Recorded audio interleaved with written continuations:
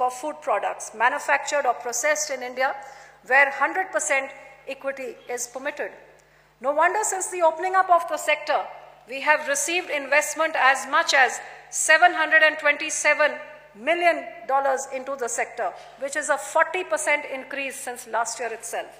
During the course of this roundtable, we would discuss more on the issues. We would also welcome your feedback. The food processing sector has also been accorded with financial incentives. Food processing units can avail preferential rates under the priority sector lending, a special fund of 2,000 crores, which equals to approximately $300 million, with NABARD has specially been created and set up for designated food parks and processing units to give them credit at cheaper rates. And for the first time, to enhance access to affordable finance for the sector, it has also been proposed that we set up a fund or a food processing bank, which is under consideration and talks. Similarly, I'm happy to share that most of the food products under the new GST regime have been taxed at lower rates, and under the recent GST regime, 60% of the food products taxed are at 0 or 5% within that range. Such policies and many more have given rise to a plethora of opportunities in the food processing sector.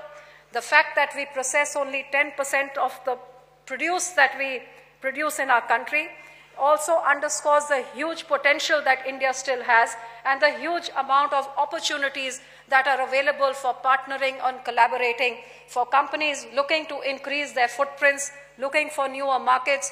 India offers that destination. Being one of the fastest growing economies, ease of doing business, in the food processing sector, the kind of infrastructure that is being set up, which has been promoted to create an environment over the last 3 years to ensure that this sector may flourish, and at the same time, allowing 100% FDI in retail of food is also moving towards creating the markets that this infrastructure can feed. I'm sure before this you must have seen in the presentation how India is one of the largest producers of food. We are working to getting and collaborating that the best of infrastructure comes in. The new incentives that have been given most recently by the Honorable Prime Minister and the Finance Minister were almost incentives worth $1 billion to leverage investment worth $5 billion is going to be distributed over the next 3 years to create infrastructure right from farm gate level up to the retail level. So I think keeping in mind all the opportunities that we have, keeping in mind the $600 billion retail sector that exists in India today, set to treble to $1.3 trillion by 2020, the next 3 years, 70% of it being in food retail, the kind of opportunities that are available in India, there are very few markets that people looking for new opportunities can turn to. So keeping all this in mind, I welcome all the suggestions, and let's work together to collaborate, to grow, to reap, to prosper, and to partner, and ensure that while India works towards transforming its own food economy, we collaborate with like-minded partners to transform other economies as well. Thank you so much.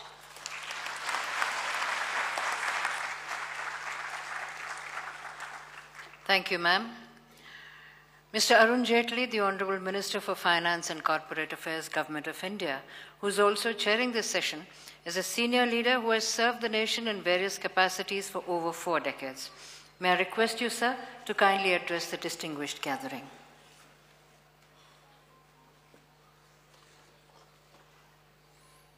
My colleague, Mrs.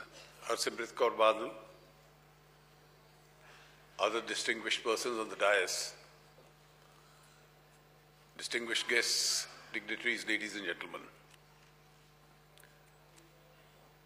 Let me take this opportunity to welcome all of you who have traveled from all over the world to attend the World Food India convention, which is being organized by Mrs. Badal and her colleagues. It's indeed a great opportunity to showcase India, to showcase India's economy, to showcase the potential for investment in India, and equally important to showcase the kind of food we have in India. And I'm sure in the course of the day, many of you will get a full flavor of that. A lot has been spoken since morning about India that is emerging. And therefore, why in various sectors, and particularly the sector relating to food processing and preservation of food, investors both within the country and outside must have a serious look at it.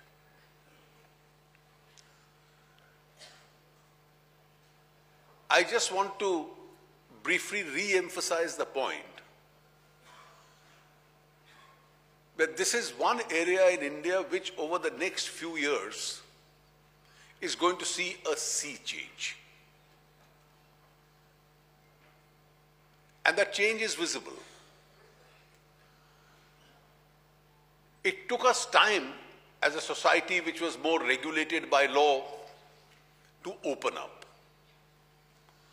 But when we did open up and came out of regulated and became a more market-centric society, India has shown a great propensity to accept that change and acknowledge the advantages of the new course that it has accepted. And therefore, India is one country which almost at regular intervals keeps introspecting as to what further changes and improvements in India which are the kinds which are required. Mr. Deepak Bagla mentioned, rightly so, the very size of India. And in terms of the size of India, it's the geographical size of India.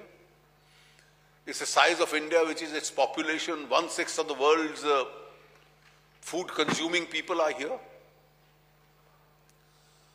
That, of course, is very major. As a part of the sub-size of that population, you have a middle class which is expanding, which has a large purchasing power. And a silent revolution is visible that below that middle class,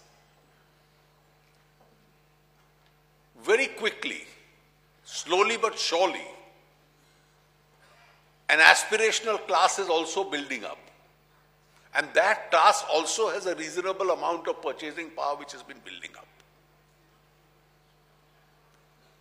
And all the reforms that India has been attempting, in fact, the recent report of the World Bank on the ease of doing business had a chapter where it mentioned 10 countries which had attempted structural reforms. 9 of them were smaller countries, island states and others. The only major country they mentioned was India. I mention this because India today has also displayed a great capacity to take difficult decisions. Normally, political leadership would balance out the cost-output ratio and say, well, some decisions could be deferred even if they are in larger national interests. There's a political cost to it. But then to take major economic decisions, because in the medium and the long term they are going to help the economy, India is a country which has now shown its capacity and ability to take a decision. Our decision to, in much greater length, to formalize the Indian economy, it had an impact on the manner in which every Indian spends his money. Our decision to overhaul the entire taxation system of India, our decision to overhaul the entire manner in which the weaker sections of society are going to be subsidized.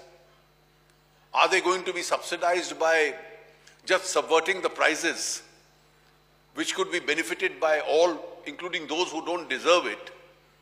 Or these could be specifically targeted subsidies? Now, these are extremely difficult decisions for a political establishment to take, but we did take them. And I have not the least doubt in my mind that each one of them is eventually going to bring larger benefits to India. And if we look at the roadmap that we have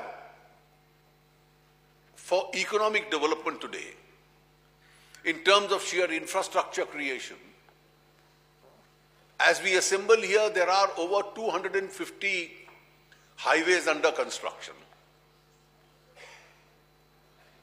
There are about 35 to 40 new airports being added. There's a process of 400 odd railway stations being modernized.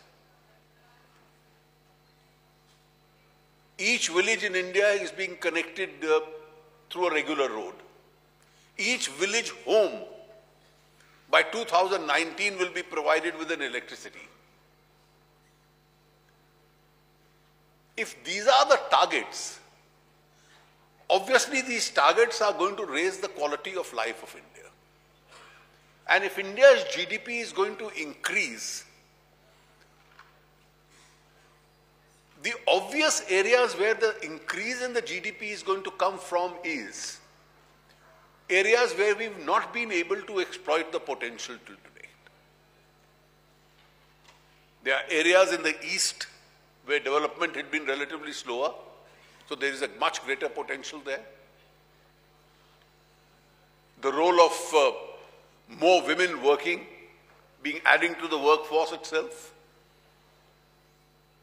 as literacy picks up, their contribution is going to be increasingly picking up.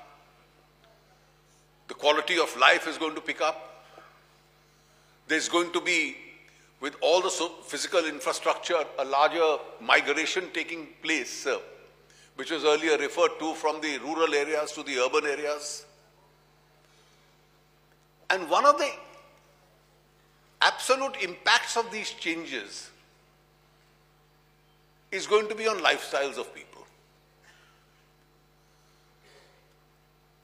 And therefore, what happens to the traditional concept of agriculture and the farm to the kitchen relationship itself, as in many other countries in the world, is going to undergo a change.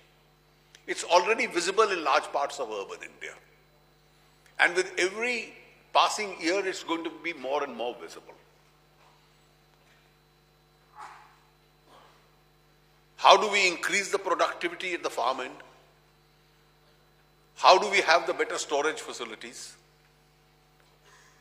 How do we process it more?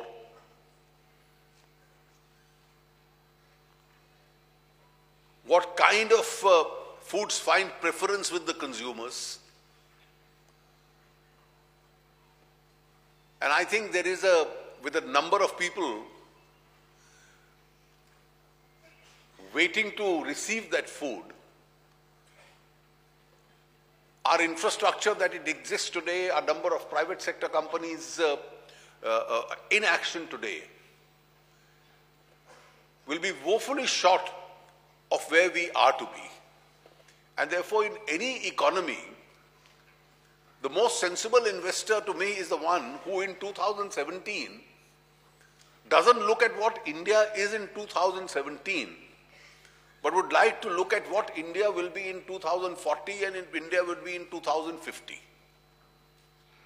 So with the population, the socio-economic capacity of that population, the width of that population, the attitudes of that population, the social habits of those populations,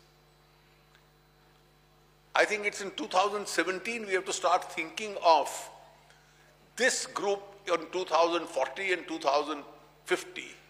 And if we keep that in mind, I think this is going to be one industry which is going to be one of the principal industries as far as India is concerned. And I'm sure when Mrs. Badal speaks in terms of smaller amounts coming from NABARD to give a push to the industry, these will then sound like a very meager amount, because that's the kind of investment which people will want to put into this industry. We have the agriculture, we have the products, How do we take it to its logical conclusion? I think it's the right time in 2017 that we've assembled here. And therefore, keeping the fact that India is willing for a change, India is changing. India, not only are our doors open, those who come in, not merely do they get a red carpet, but they also, the experience of our investors have been that they've always gone back as happy investors. And I'm sure those who enter this sector will also have the same experience. Thank you very much once again, and thank you for having invited me.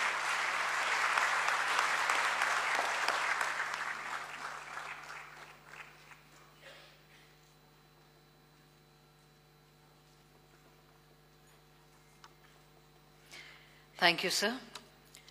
Ladies and gentlemen, we will now have a panel discussion on experience of doing business in India. The moderator of the session is Shri Amitabh Kant, CEO, Niti Aayog. May I request him to kindly take over the proceedings of this session. So, ladies and gentlemen, it's already 1:10. We'll cut out all the speeches. We'll get into a panel discussion. We'll shoot questions.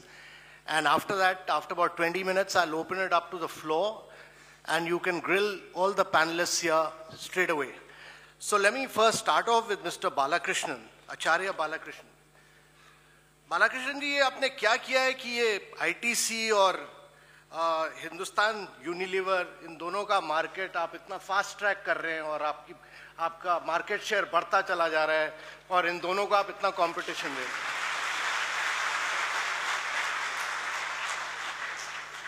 धन्यवाद. माननीय मंत्रीगणों का मैं उनको प्रणाम करता हूं. धन्यवाद. बाकी आप सबका भी मेरा बहुत धन्यवाद है. यहाँ पर अभी आप उपस्थित हैं. हमने देश को व्यवसाय करने का साधन नहीं, देश को निरोग करने के लिए इस देश में से हम क्या कर सकते हैं, हम इस संकल्प के साथ आगे बढ़े थे. हमने ये नहीं सोचा हम कितने बड़े होंगे. हमने ये सोचा. Can we have the एक second? Can we have the translation because some of our guests are not able to get the. If you can quickly get that. शुरू हो जाऊं? Sure, please. तो हमने ये सोचा था कि हम इस देश के लिए क्या कर सकते हैं. लोगों की समस्याओं का समाधान हमारे लिए लक्ष्य था. पतंजलि आयुर्वेद का प्रारंभ, आप में से बहुत सारे भाई बहन जो देश के हैं वो जानते हैं. विदेश के मेहमानों की जानकारी के लिए कि कुछ फार्मर्स अपने प्रॉब्लम्स लेकर के हमारे पास आए थे. स्वामी जी ने कहा कि हमको आंवला जूस बनाना चाहिए जिससे इस आंवले की किसानों की समस्या है उसका निराकरण हो जाए. वहां पर हमने कभी सोचा नहीं था कि हम कितने बड़े होंगे. हमने ये सोचा था कि ये किसानों की समस्या है, उस समस्या को हमको समाधान करने के लिए जो हम कर सकते हैं हमको करना चाहिए. पतंजलि आज जहां पहुंचा है वह पतंजलि के पुरुषार्थ या टीम का पुरुषार्थ तो अपनी जगह है, पर मैं ये मानता हूं कि लोगों की स्वीकार्यता ने पतंजलि को आगे बढ़ाया और वही स्वीकार्यता हमारी ताकत है, हमारी शक्ति है. और हम लोगों को, देश को, दुनिया के मनुष्य को हम बाजार नहीं समझते हैं, हम अपना परिवार समझते हैं. इसी भाव से पतंजलि योगपीठ काम करता है. यही पतंजलि योगपीठ की ताकत है, पतंजलि आयुर्वेद की. यही हमारा मंत्र है और यही हमारा संकल्प भी है. धन्यवाद.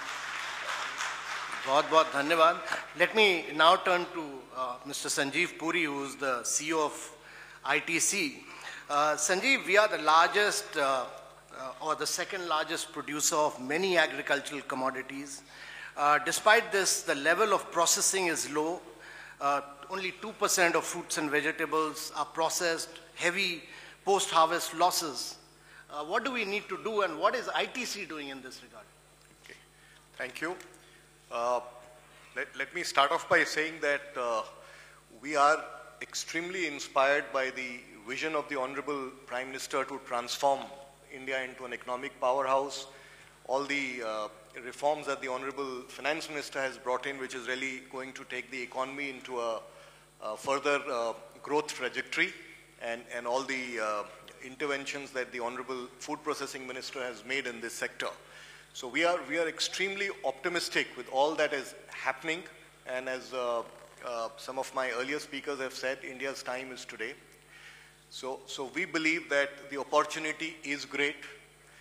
It is for us to really take the opportunity and run with it.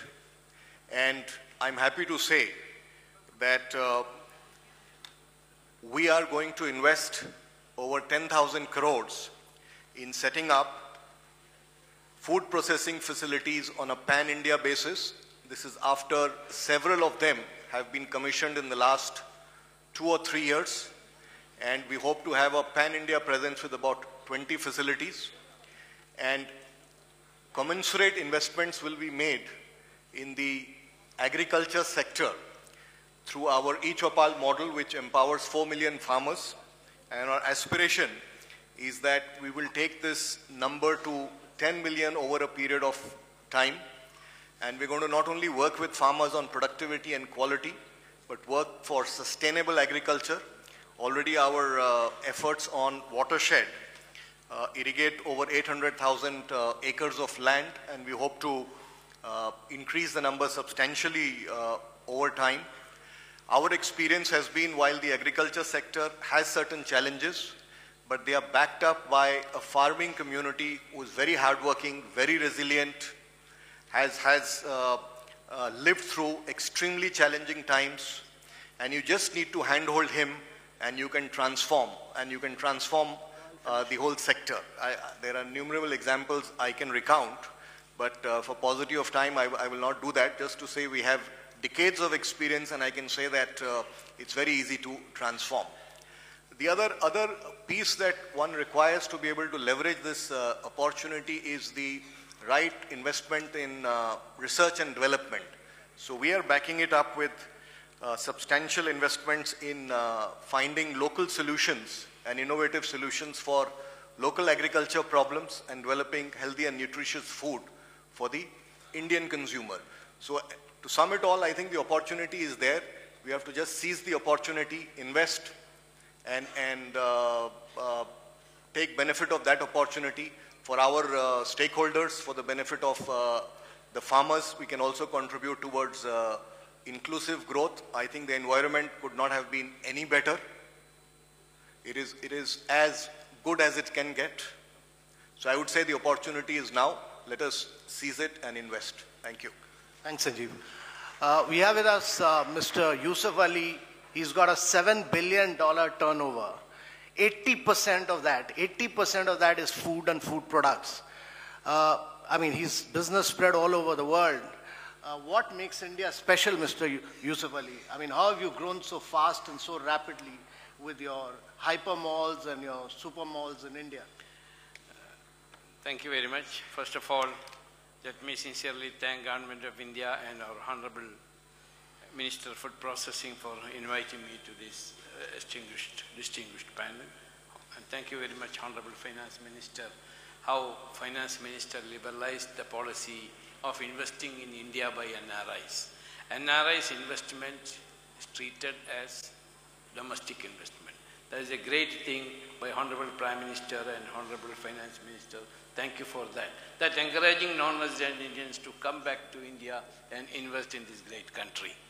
See, first of all, I want to introduce myself as one of the leading retailer in the Middle East. We have got 138 hypermarkets and shopping malls.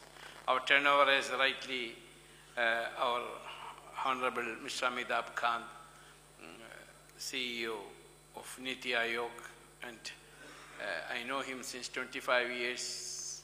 He is from Kerala cadre, and he transformed one city as Calicut, changed it to a different model. So I congratulate him. So out of the $7 billion, that means 45,500 crore, 80%, that means 5.5 billion, 35,750 crores in food business. And from India, we import about 3,000 crore Indian rupees worth of goods. That is spices and pulse and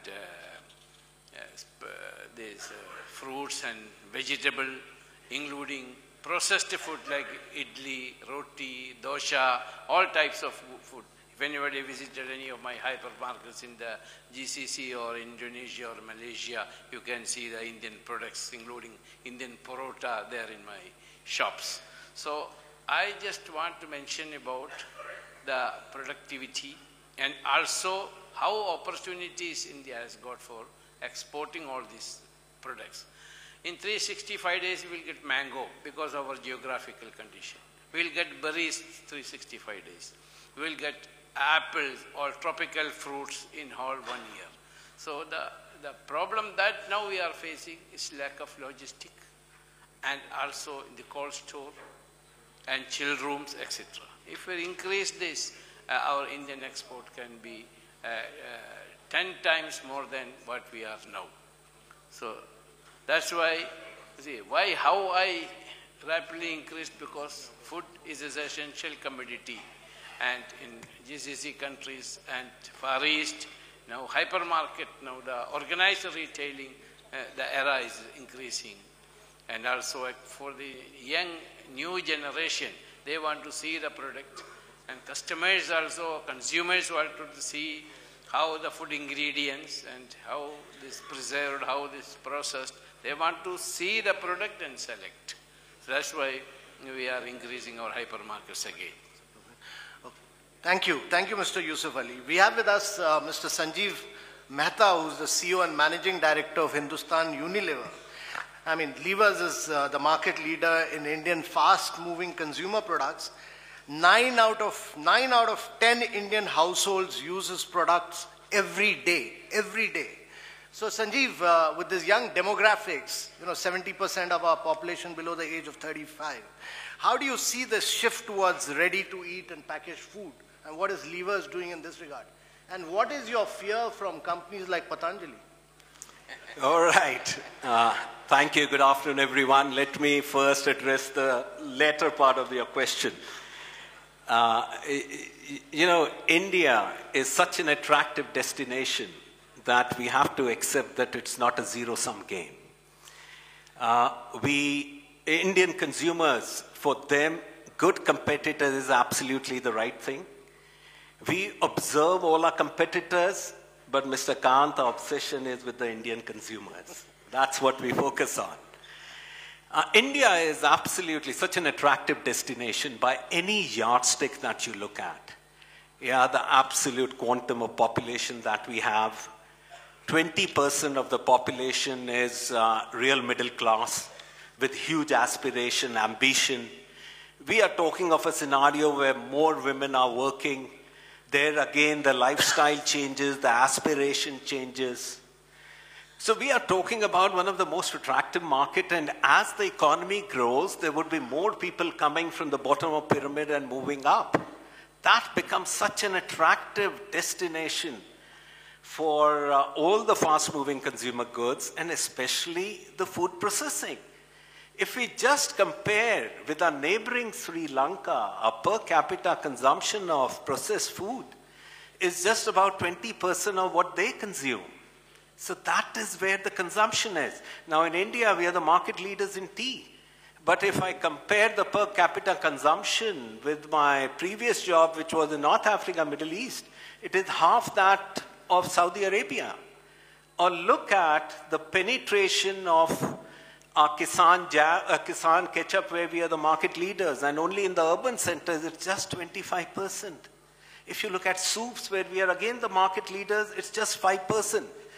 So our job, Mr. Kant, as the industry would be first and foremost to create the demand. That's our job, is to very clearly identify the unmet need. The second would be to fulfill the demand. It has to be based on something which is tasty, nutritious, safe, and affordable food. And the third would be to set up an ecosystem which helps bring the produce from the farm to the fork and helps India meet two of its critical missions: more income to the farmers and a thrust on Make in India, which will give a huge fillip to creating jobs and the industrialization.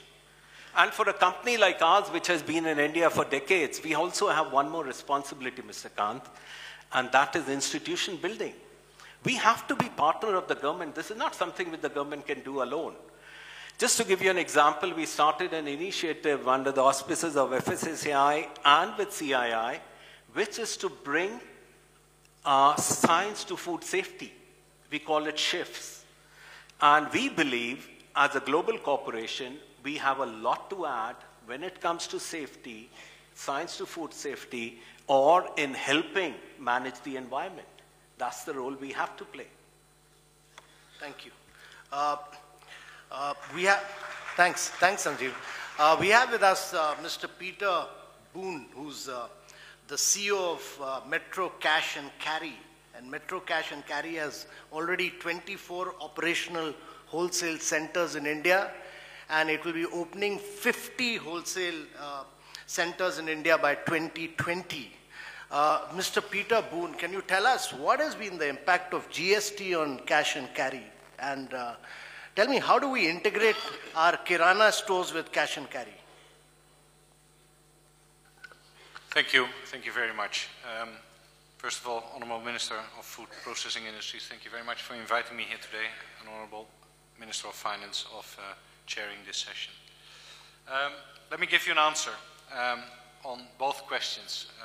First, small introduction on what we stand for, because we are not decades yet in this country.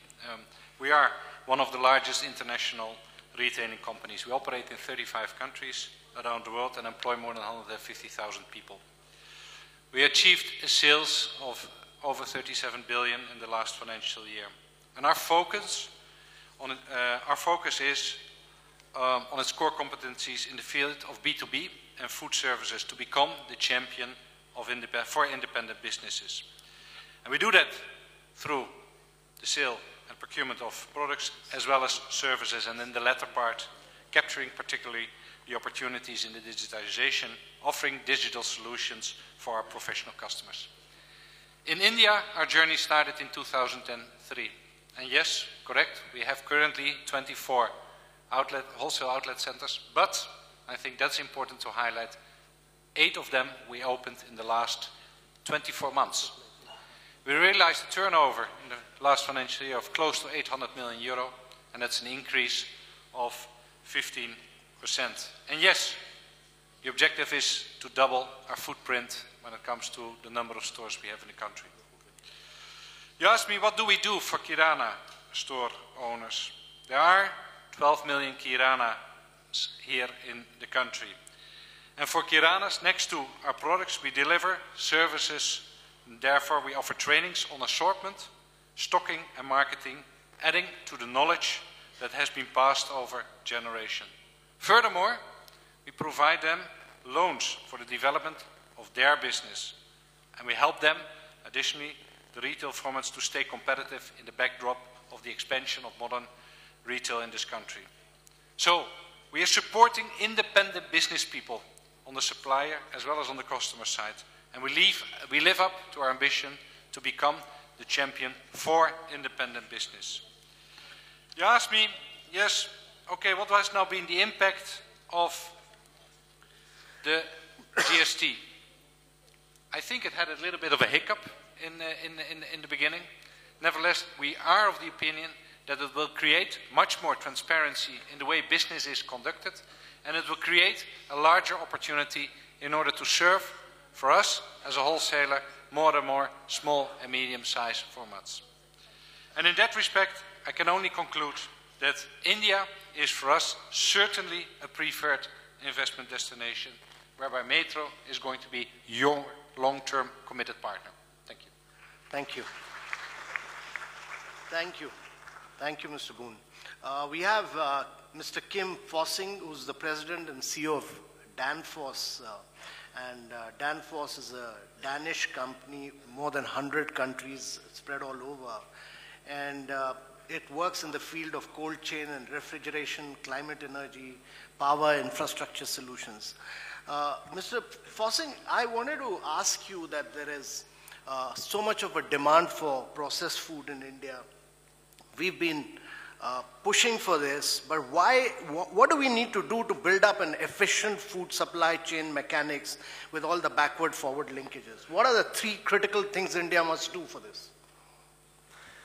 Yeah, thank you very much, and also, first of all, from my side, thank you very much to the honourable ministers and the distinguished participants here. So, what do we need to do? So, maybe first, very shortly, what Danfoss is all about is really to develop technologies and the technologies of tomorrow in order to build, for instance, the cold chain in an energy efficient way.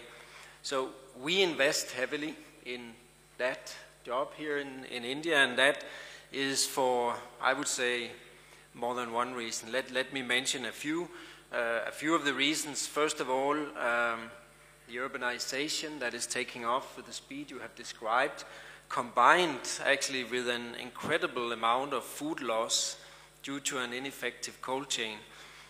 We think this is a big challenge and a very inspiring challenge to really solve that. So we need to invest in bringing the right technologies to do that and really connect the farmer all the way to the fork in a good and effective way. And we actually see here the very good initiatives here in India on that. I mean, if we look at the favorable policies that is supporting this, there's several like Make in India or Digital India.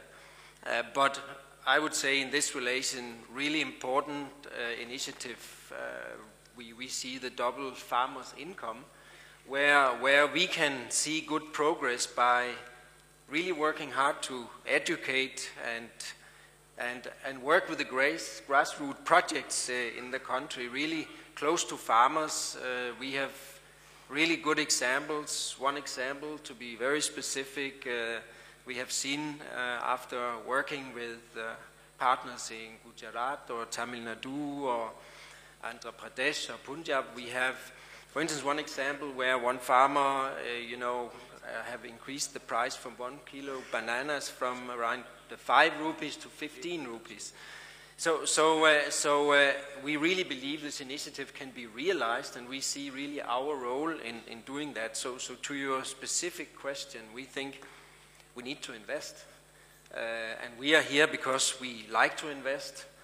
It's for various reasons. The favorable policies, which are getting much better. I think ease of doing business has increased incredibly, and it increases our appetite to invest further, and the strong urbanizations. These are really good reasons why to invest together, and always in a cooperation between all the players, from the farmer through the whole system. I will just conclude by saying, what this really means is that we need to build pack houses in the farms, cold storages, collection centers, food parks, like we saw very nicely also in the movie and the film, food processing centers, juice manufacturing plants, dairy processing, and reefer trucks that can sort of work across the breadth and the length of the subcontinent.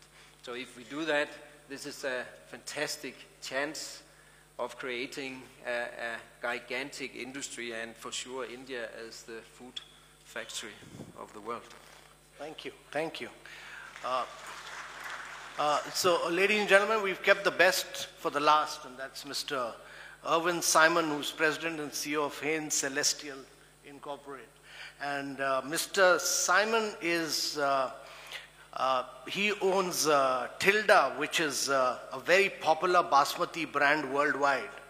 And he's also into a vast number of unique things. He's into marketing better for you. He's into natural organic products. He's into a vast number of toddler and kids food products. Mr. Simon, what is the future of basmati, value added? And what is the future of natural and organic? Thank you very much. It's nice to be here, travel all the way from New York. And thank you, Mr. Minister and Honorable Ministers, for inviting me.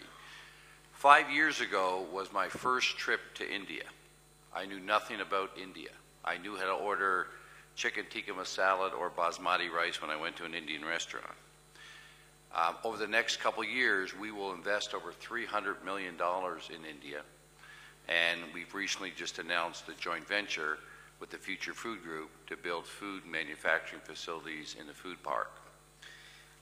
3 years ago, we bought Tilda, one of the largest basmati rice businesses in the world, to ship all around the world and one of the greatest brands. And most consumers did not know what basmati rice was. It was low glycemic index. When you mentioned basmati rice and you said it was gluten-free, they looked at you. It's gluten-free? It's rice. It has to be gluten-free. And basmati rice is one of the healthiest rice that is grown today.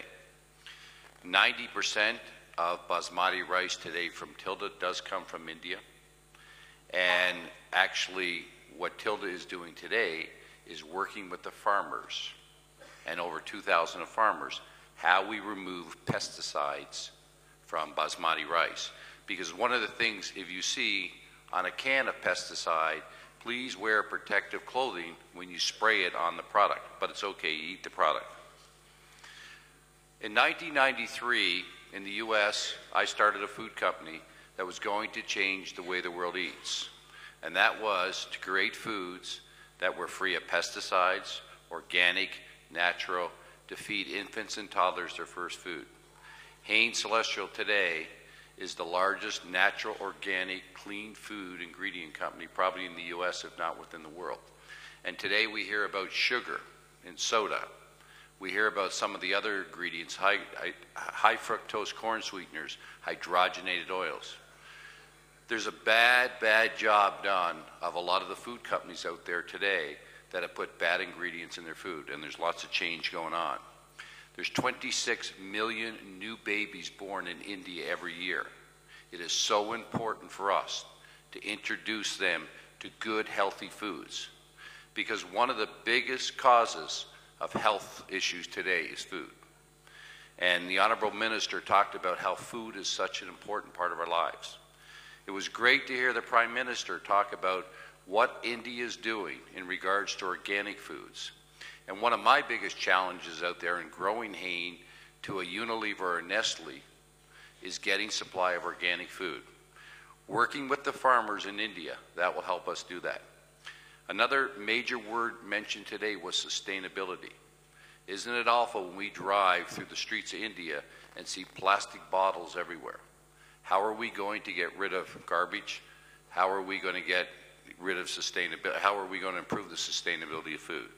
So it's my commitment and Hain's commitment, along with the Future Food Group, to invest in India and look for the next 40 years, not the next 4 years. Thank you for your invitation today. Ladies and gentlemen, we have really run out of time, but we've just time for two quick, sharp questions. You can shoot them at any panelist. Yeah, quick. No, not you, him. Yeah, please. Quick. No, please sit down. Yeah, go ahead and shoot. Get up and ask. Whom do you want to ask? पूछो भाई.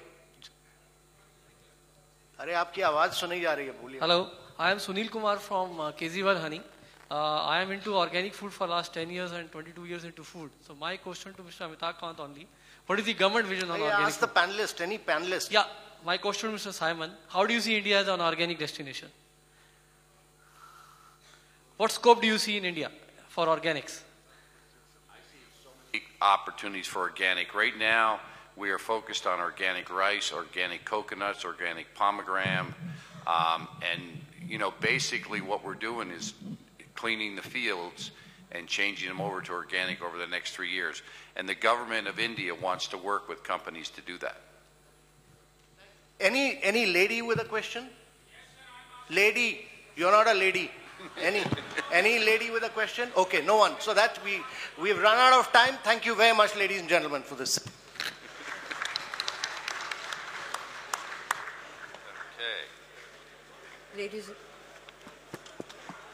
Ladies and gentlemen, thank you for being with us.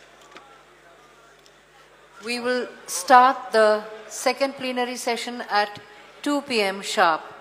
Kindly be in your seats by then.